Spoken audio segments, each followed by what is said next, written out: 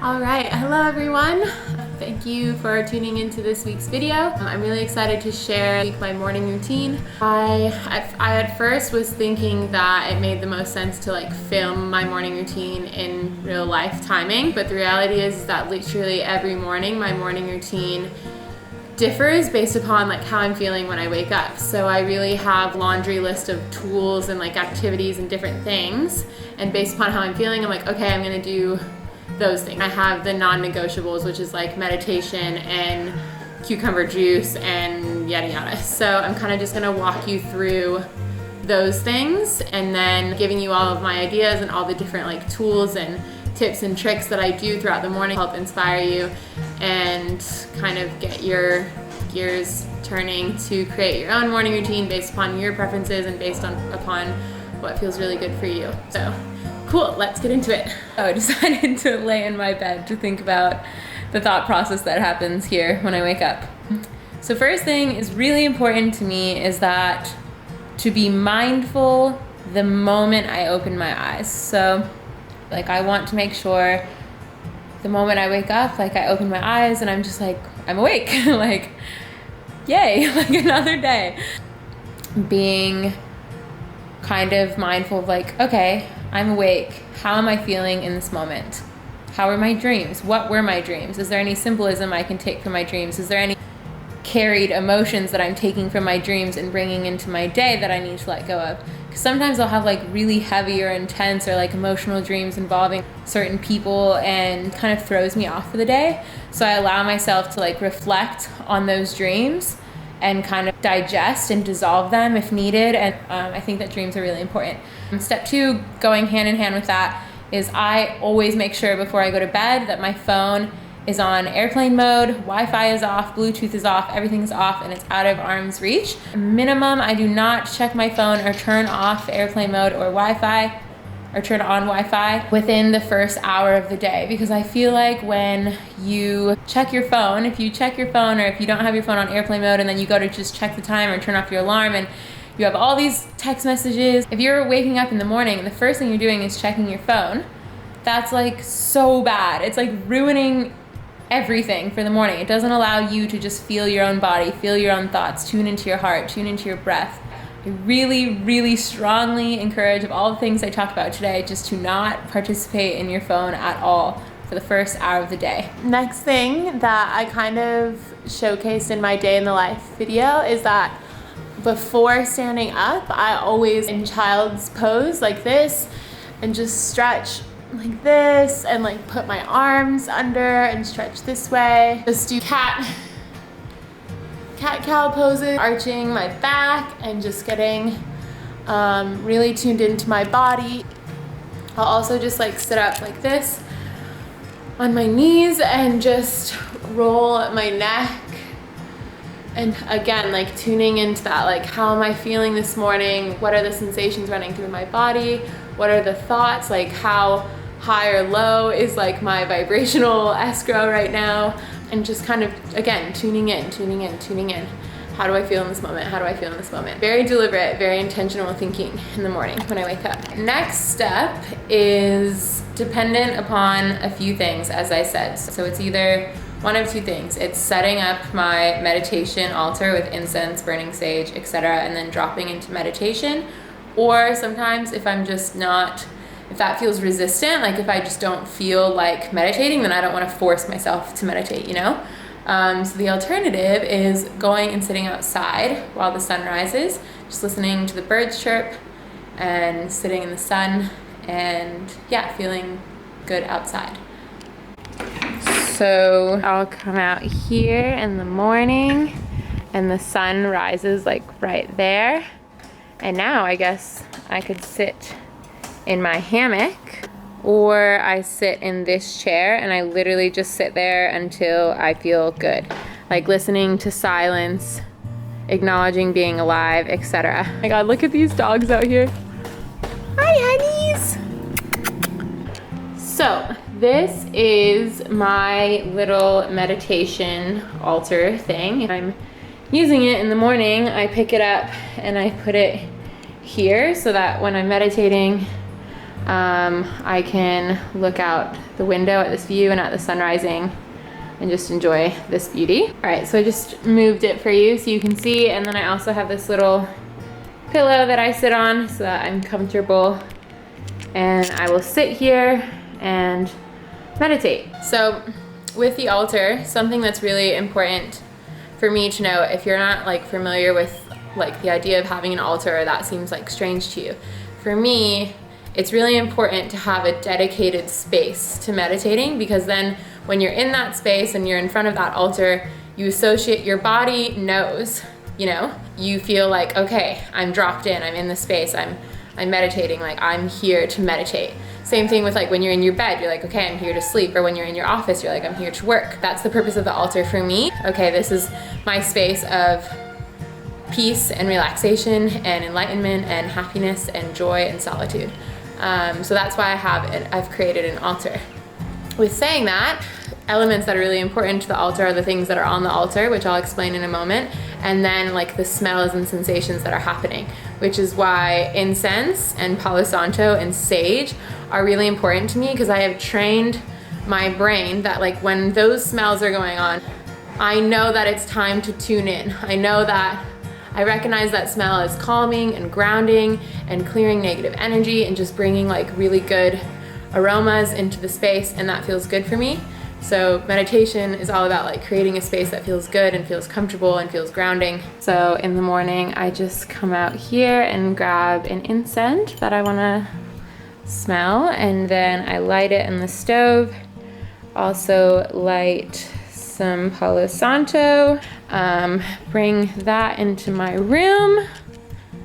I put that there, and then I use the Palo Santo and just kind of like swirl it around like the space and also myself. Yeah, so I just kind of do this whole thing and do this, and just like really take in the smell and like the grounding feeling that this smell provides me with. You know how we like associate smells with comfort? Like probably your grandma's house has a smell because of the laundry detergent she uses, and your dad has a smell because of his cologne, and every time you hug him, that brings you comfort because it's your dad, or you know, whatever the case may be. We associate smells with certain things, and so that's why I feel like Palo Santo and sage for me is so important, because I associate this smell with meditation. By the way, when I'm doing all this is like so enjoyable to me. Like I love morning routines. I love my mornings. I just love it. I wish mornings could go on forever. In addition to this, while I'm preparing the altar, burning this Palo Santo and the incense, I am playing music, because I'm so strict on like the no phone thing in the morning. I just make sure I have my medicine music playlist on Spotify downloaded, so I don't have to turn my phone off airplane mode. And then I have Abraham Hicks, my favorite Abraham Hicks YouTube rampages, downloaded as well, so I don't need the internet for either of those things. So I just have my Bluetooth speaker. Big fan of like really loud medicine music while I'm meditating. A lot of times I meditate in silence, but I just really like music. So I have my medicine music playlist. Usually the first thing I put on while I'm preparing the altar is Devi prayer. I use this song as like a benchmark, like, okay, I need to be doing my altar meditation stuff for at least 30 minutes. So this is 20 minutes, so I know when the song is over, then I've tuned in for a good amount of time, you know? This song I have associated with visualization, and it's 5 minutes, and I think that 5 minutes of powerful focusing on one thought or visualization or dream or goal is like enough to literally rocket your desires into motion. So I literally will listen to this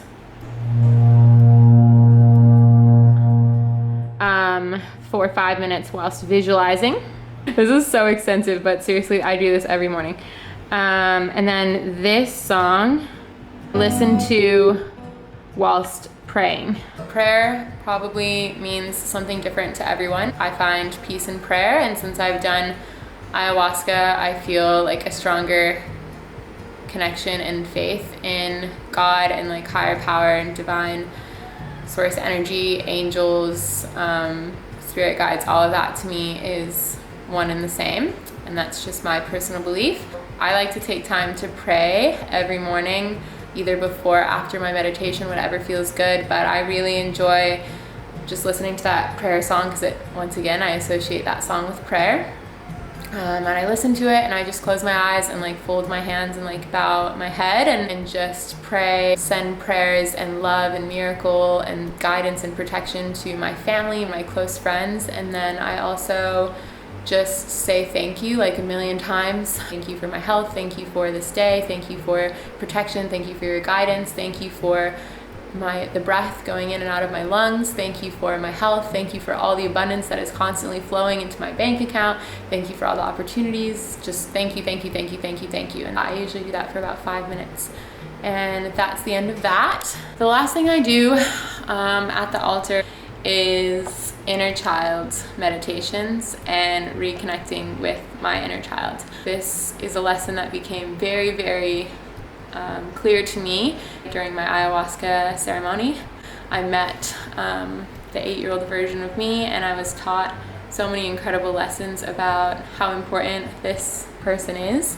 I believe that who we are when we are children is the purest, most innocent, loving version of us. And I believe that this inner child version of us exists in everyone, even the people who seem evil or bad.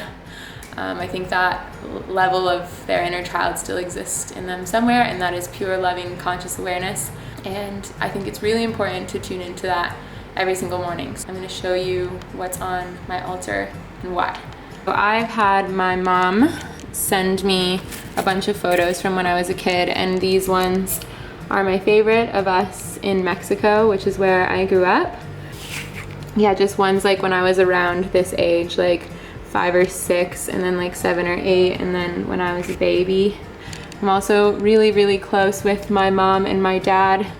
So just reminding myself, like, oh, I get like teary-eyed thinking about this or saying this, but yeah, just reminding myself like how lucky I was to be given, like that God gave me my mom and my dad, and that I was placed in their hands. I just feel eternally grateful. So as a part of the inner child meditation, what I'll do is glance at these photos and then close my eyes and like imagine my 8-year-old self standing in front of me and just telling little Chloe like that I love you and that you're like beautiful and successful and loved and supported and guided. And I just imagine us like playing together and having fun and just like kind of tuning into what it feels like to be this version of me.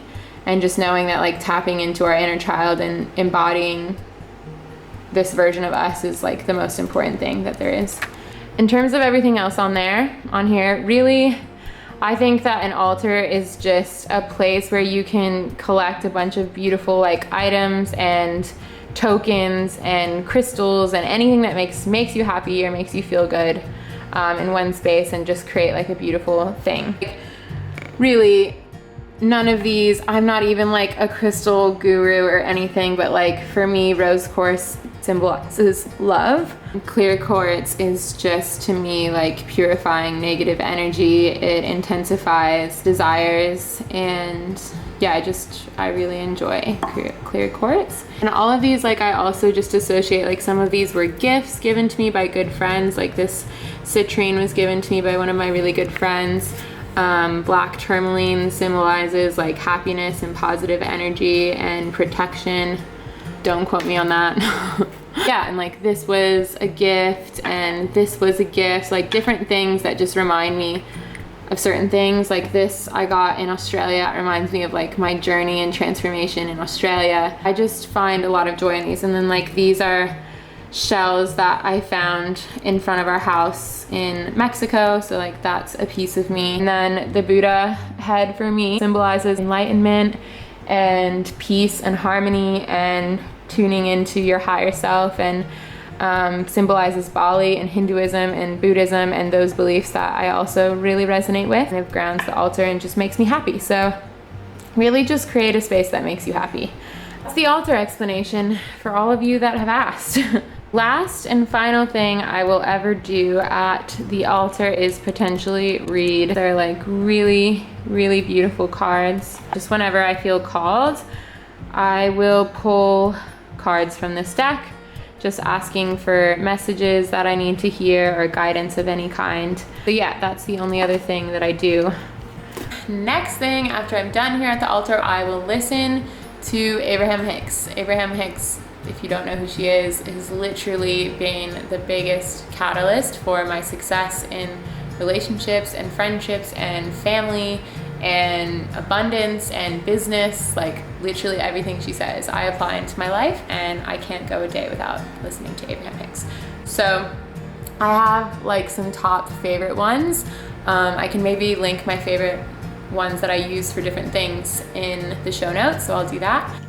Next thing is coming out into my kitchen and starting my morning elixir journey. Making sure that I'm really hydrated for the morning, and that is with Kangen water. So I try to drink at least half of my hydro full of water. So I drink 9.5. But you just turn this little knob. Yeah, drinking some Kangen water before anything else, step number 1. Next thing I do is have another 16 ounces of Kangen water with turkey's tail mushrooms. This is a powder. It is literally a super immunity medicinal mushroom. It's literally known to like cure cancer and increase your immune system, liver function, digestive health, everything. I believe that mushrooms are literally gonna save the world, so I do not go a day without consuming mushrooms. I drink this, literally just mix like a teaspoon of it into my water and then chug it. Next thing is cucumber and or celery juice. Before any eating, any consumption, it's really best to have that on an empty stomach. Here in Bali, finding celery can be relatively difficult, so the next best thing suggested by medical medium, aka Anthony Williams, is cucumber juice. I don't have a juicer at the moment. I just literally use my NutriBullet, peel the cucumbers, blend them up in the NutriBullet, and then strain them through a cheesecloth bag. This is the blender that I use here in Bali. It's honestly really great. It only costs like 80 bucks and it blends really, really well. And that's what I use to blend celery and or cucumbers. It's so hot outside. While I'm drinking the cucumber juice and or celery juice, I'm still not on my phone. I'll either like listen to more Abraham Hicks while I'm drinking the juice, listen to Beautiful Course, yeah, and just enjoy the morning while drinking the juice. It doesn't really take that long, so yeah. And that's pretty much it. The ideal morning would include me going for like a 2-hour surf session, but at the moment that is not a reality because the fucking beach is closed. I'm a little salty about that, as you can probably tell. Or I'll skip this whole morning routine altogether just to go to the surf based upon what the tides are like, because you got to take advantage of that. I like to just affirm like, all right, this is gonna be a really good day. Like even if I have no idea, I'm just like, fuck yeah, this is gonna be a good day. This is gonna be a good day. And I literally will just say it out loud like 10 times, like very affirmative and excited. And it just makes me feel good, so I do it. The very last thing I do is kind of set like 3 must-dos for the day, whatever that is. I make sure like, okay, I set 3 things. Those are my 3 intentions for the day. I think that setting intentions and being very deliberate and intentional in how you operate your day is very helpful for me. And then at the end of the day when I go to bed, I feel very successful and like accomplished, like, oh, I did those 3 things. And then always in the morning, I like to exercise. This is all happening like before noon.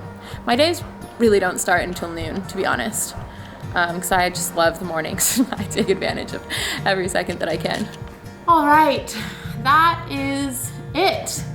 I know that was probably pretty lengthy, but I feel like it's important to just explain that so that you are also very intentional and create like meaning and reasoning behind everything that you're doing so that it feels really good. And that is the whole point of a morning routine, is to ground yourself and to devote time to yourself, which is so important that so little of us do.